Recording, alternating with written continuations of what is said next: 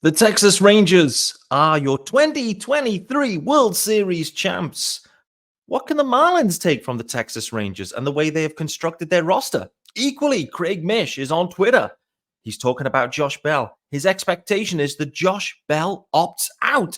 If he's saying that on Twitter, then Craig Mish likely has a source on that one. We're expecting Josh Bell to opt out. Gurriel, no longer going to be back. Cooper traded. What are the Marlins going to be doing at first base? I have no idea. Time to get into. This is Locked On Marlins. You are Locked On Marlins, your daily podcast on the Miami Marlins. Part of the Locked On Podcast Network, your team every day.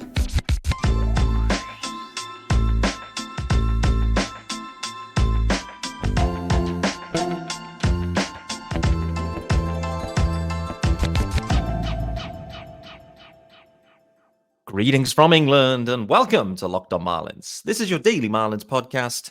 I am your host, Peter Pratt. Hit me up on X, formerly known as Twitter, at Miami Marlins _UK. If you're listening to the pod, of course, hit subscribe. This is your team every day, and thanks for making Locked On Marlins your first listen of the day. Welcome to the Thursday, 2nd of November episode. By the way, guys, there is a YouTube channel. Make sure you hit subscribe right on over there also. Join the comments particularly. A lot of fun going down in those comment sections, for sure. It's Thursday, the 2nd of November, and we have a World Series champion. The Texas Rangers win their first ever World Series, and they did it in style. It's fair to say. The Rangers, they deserved it. They end up taking the series in the end 4-1. Zach Gallen was actually pitching a gem. He had a no-hitter going. In the end, though, the Gallen no-hitter was broken up, concedes a run, and then the Rangers at the end tack a load of runs on, sealing it for them in a fun first game in particular, but then the series, I would say, kind of fizzled out a touch. Nevertheless, the Texas Rangers are the 2023 champs. It will be the least watched World Series of all time, and there's a few reasons why, and we've gone into them, but really, the Rangers deserved it. The Rangers absolutely deserved it. And when we look at where they've come to where they've ended, it's a type of thing that really is, as a Marlins organization, we should be really interested in and thinking about how the Rangers have gone all the way from where they've been. Listen, in the years I've followed baseball, which is, as many know, is from 2016 onwards, I've only known the Texas Rangers to be pretty much absolutely terrible. Like, not even in the conversation. And then all of a sudden, they make some big splashy, huge splashy free agent moves. They build themselves a new ballpark, make some big splashy moves. Next thing is, they're right in contention. So there's some interesting bits here. Like, I don't follow the Rangers that closely, but what I'm going to do is actually spend some time working out like how this roster was constructed a little bit more closely. I'm sure there's people that follow them a lot more closely than myself. There's likely a Locked On Rangers. There is a Locked On Rangers. So, of course, I'll be hooking into those guys to get their feedback on this one. But what I can see from the outside looking in is you end up in a situation where you sign a couple of marquee free agents that delivered. The other piece is you draft well, you develop well, and you end up with a young core in and around the free agent studs.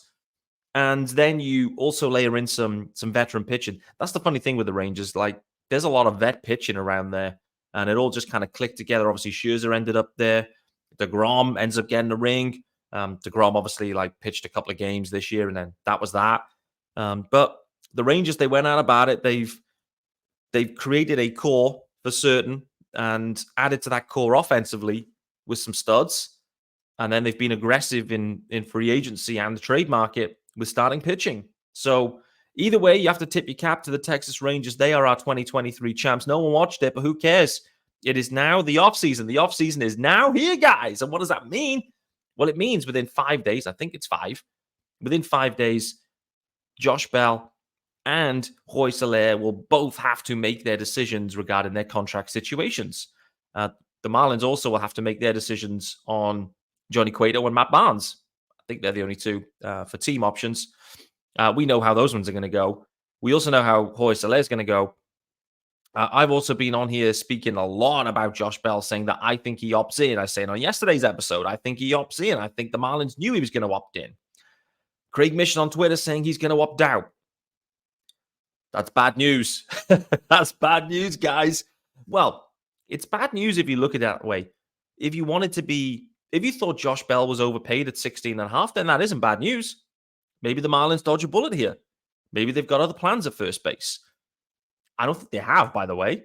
The first base situation is a very interesting one, actually. Very, very interesting. Obviously, I've talked about first base more generally, last week, talking about the stick or twist situation. Really, this is going to be interesting where you've got, obviously, people talking about this dude in AAA, Troy Johnston. Not really seen him. Listen, the Marlins needed all the offense they could get in 23, and we didn't see him. What does that say about the evaluation on Troy Johnston? I know what it says, and I don't think they're that high on him. They have to make a decision regarding his Rule 5 status. Do they protect him, firstly? That's going to be another interesting insight here. Do they protect Troy Johnston or not? But really, if the Marlins go into the year with Troy Johnston, penciled in to be starting at first base every day, then I don't know what to think about that, to be honest with you. And it's hard to make come up with, a view on that at this point because we just don't know anything about Troy Johnston at the major league level. It's a big gamble. It'd be a huge gamble. It'd be a cheap option. Have to call that out. Imagine that. They go from $16.5 million down to whatever the league minimum is now, $750, $770, $700, whatever the number is. They end up saving almost $16 million by that decision. So that's going to be an interesting one. But we know nothing of Troy Johnston at this level. Be a huge, huge gamble if they end up going down that pathway. When you then look at the free agent pool and consider what maybe options could exist at first base and how could they plug this gap, Garrett Cooper's available. There's Cooper Loop. Imagine if the Marlins go and get Coop in free agency. That'd be wild. I mean, I'm really interested to see where Garrett Cooper lands, actually. We're a pretty dependable dude. To be honest with you, when he's on the field, dependable. Not prototypical in terms of his power approach for a first baseman, but dependable dude who can do a job and is definitely, he was an all-star in 22. So, that's Coop. Could he do a job back for the Marlins? Probably. Probably. Josh Bell definitely added something just in terms of the power situation. I think that home run power, was badly missed. And I think I enjoyed the way that they, looked to go in a different direction on that one. Likely Coop will feel a little bit burned that the Marlins traded him in a season they were doing well. Coop will feel burned by that. He obviously spent a lot of time in Miami, big part of his career there, but I think Coop likely will seek a different direction, and likely so will the Marlins. But the question then is, who else is available?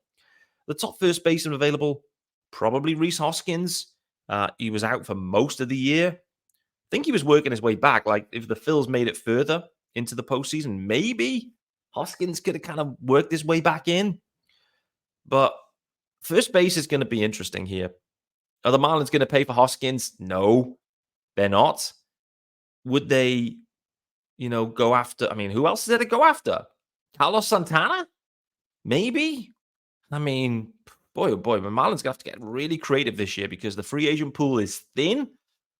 There's a lot of teams that need a lot of upgrades, but the free agent pool is thin. That means, and this is the bad news for some teams maybe, hopefully not for the Marlins, you end up overpaying for a player that actually isn't that good.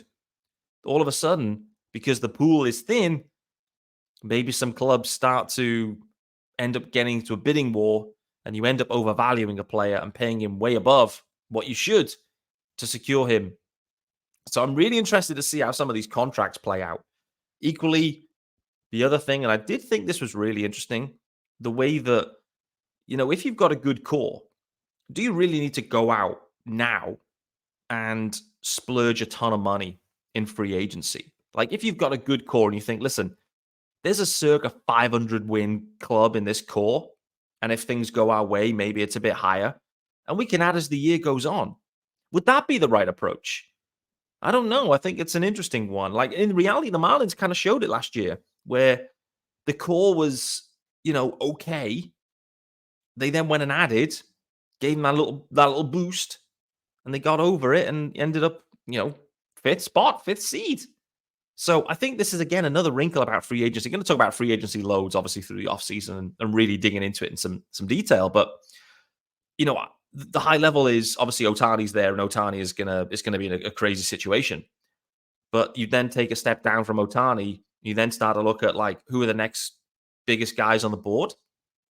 For some, people will be looking at Cody Bellinger. You just remember, the variance from Cody Bellinger from a season before where he was DFA, he was non-tendered. He was non-tendered by the Dodgers, Cody Bellinger. Granted, his number was high. That's the problem. He had an MVP campaign within his early arbitration, years early on. Thus, that pumped his arbitration number way up. And he probably wasn't worth 20 million or whatever it was. In reality, he ended up being worth 20 million, which is interesting. But, was Cody Bellinger like the number 2 player on the board in free agency? Wild turnaround. But power stick, impact stick, decent glove. It's going to be interesting. Obviously, from a Marlins perspective, they will not be shopping in that market. So we don't have to really deliberate that. It's about thinking about who are the Cody Bellingers of 2024? Who are the free agents that have had like a down year and you could buy low on and take a bit of a risk on? And a gamble, that's the market that the Marlins are operating in, unfortunately. And with that market comes risk and reward. And we've seen that firsthand. We've seen what happens with Avisail Garcia, with Jorge Soler. Sometimes you get the reward. Other times, the risk bites you in the bum. With that being said, guys, this episode is brought to you by our good friends over at FanDuel. And listen, guys, it's all about the NFL now. Literally, it is all about the NFL. And you can score early this NFL season with FanDuel, pardon me, America's number one sportsbook. Right now, new customers get $150 in bonus bets with any winning $5 moneyline bet. Unbelievable. That is $150 if your team wins on a winning $5 moneyline bet. Unbelievable. If you've been thinking about joining FanDuel, this is the time. There's no better time to get in on the action. The app is super easy to use, and it's got all of the betting options you need, including spreads, player props, over-unders, and more. So visit FanDuel.com/lockedon and kick off the NFL season. FanDuel, official partner of the NFL.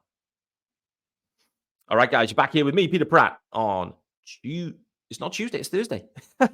It's Thursday, the 2nd of November. Trying to get my days right, my months right. What year is it? What month is it? Anyway, the offseason has started. The offseason has now started. Actually, the Marlins roster has contracted slightly today. Wendell, Gurriel, Robertson, they are now officially free agents. We will soon get decisions on the other guys. Craig Mish not reporting, but talking on Twitter. He expects Bell to opt out. What does he know? Does he know anything? Of course he does. So Josh Bell likely opting out. Boy, oh boy, I was thinking he was opting in. What are the Marlins going to do at first base this year? Boy, oh boy, are they going to go with Troy Johnston? Could they go with the cheap option? Because they go with the high risk, maybe some reward. Could they even think about protecting Luis Arias, moving Arias over to first base? Talked about that in some depth earlier on too.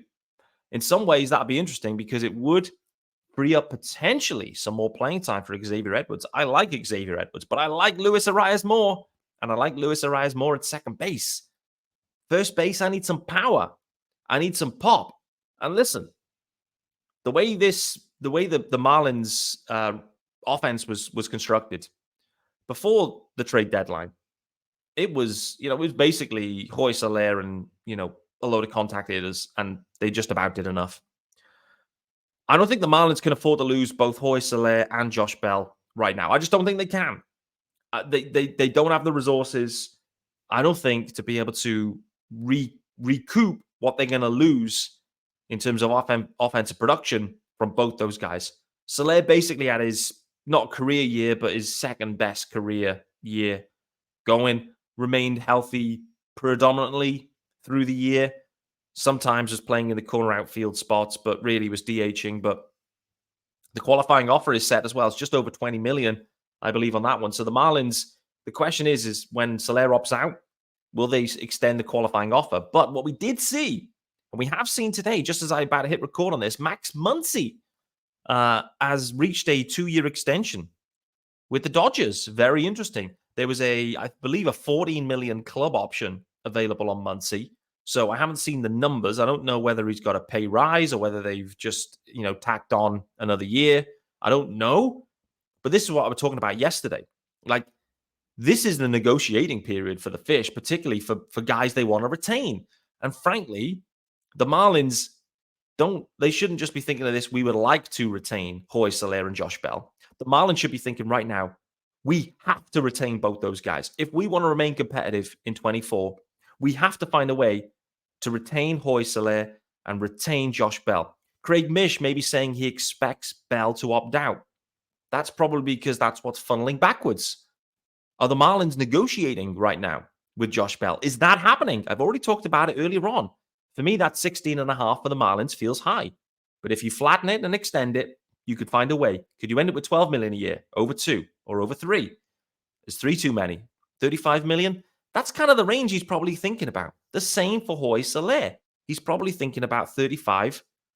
No. Soler's probably thinking about 50 million, to be honest with you. He's probably thinking 3 years, 50 million, something in that kind of range. It feels high. It does. But what we have to take into account with all these numbers is the inflation, the inflationary elements here, where, 12 million used to feel like a really sizable investment. 12 million now gets you like an average dude. 20 million, that's a qualifying offer range. So, 20 million is kind of almost like the baseline here for like a couple of wins above replacement kind of dude. So, that becomes necessary. But are the Marlins going to do it? I don't know, but they should be negotiating at this point with both those guys because they desperately need to retain both of them. Honestly, if both of them walk away and, you then look at what this Marlins roster looks like, they've got a problem at catcher in some ways. I've talked about it with catcher. I still think Nicky Fortes will be on the roster. I don't think the Marlins can afford to pay Jacob Stallings, and I think he'll likely be non-tendered. So they got something to do with catcher. They'll have lost both their first baseman and and they obviously traded one away as well. Do they trust Troy Johnston? I don't think so. If they did trust him and thought he could at least, deliver anything meaningful at this point, we would have seen him in 23 at some stage. We would have seen him, but we never did. We never once saw Troy Johnston. That says to me the Marlins don't really fancy him. So what are they doing at first base? They need to do something. What are they going to do at shortstop? They're going to need to do something. I don't know what options exist there. Third base, we feel settled with, obviously, with Jake Berger. You then look at center field, you feel set. You've got no DH. You've got question marks. You need I've already said about it as well. Does Avisail Garcia get another opportunity in right field with a platoon with Jesus and Brian De La Cruz? But I mean, there's some risk in that, guys, clearly. You go up with a 4-man outfield there of Jazz, De La Cruz, Jesus Sanchez, and Avisail Garcia. Like, boy, oh boy. I mean, there is some upside there. There is. But there is a lot of work to do here as well. There's a lot of work to do. They need to get a vet starter in. Maybe two vets. I don't know. It depends what they do with Trevor Rogers. This offseason, whoever takes on this role, it's massive. It's a massive offseason. There's so much to do. There really is.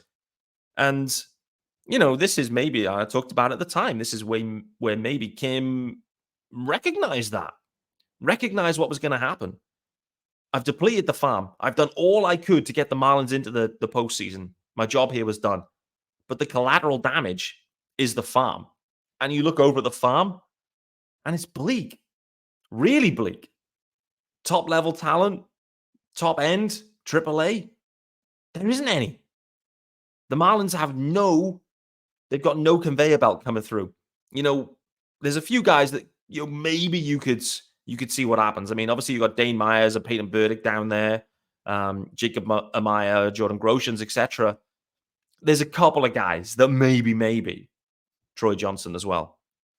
But in general, it looks thin, very thin. The free agent pool is thin. That's why the Marlins absolutely need to find a way immediately to convince Jorge Soler and Josh Bell to stay. They have to pay them. If they pay them, all of a sudden, Completely changed it. You've got a core that you can work with immediately. All of a sudden, your core looks solid. Reyes, Soler, Bell, Jazz, Berger, De La Cruz, Jesus Sanchez. You can sort the bottom of the lineup up. Just go glove first at shortstop if you have to. It's fine. But if they lose those two guys and are not looking to pump the payroll up and they have limited trade assets, they're going to really struggle to plug those holes in any meaningful way. The Marlins offense was the worst offense in the NL in 23. They still found a way to get in to the postseason. Just imagine if that offense, you then take away Jorge Soler and Josh Bell from that, or any of the impact first basemen that were there. You take those guys away. Man, oh man, that is a huge step backwards. You then take Sandy away. Man, oh man, that's another huge one. I'm saying it again for the final time. Soler and Bell are opting out, it seems. The Marlins still have time. The ball is still in their court. And they absolutely need both of these guys. They're in the building. They've seen the success firsthand. They felt the vibes, and the vibes have been high. They love Skip Schumacher. They love it. Bruce Sherman, get out there, make it happen. Because if you don't, you will seriously regret this. Seriously regret it, because there's no way to fill those holes right now in a low-cost way. There just isn't. And if the Marlins lose both those guys, they take such a step backwards offensively that the Marlins will finish 5th in the NL East in 2024. Thanks for joining me on Locked On Marlins, guys. Bright and breezy episode.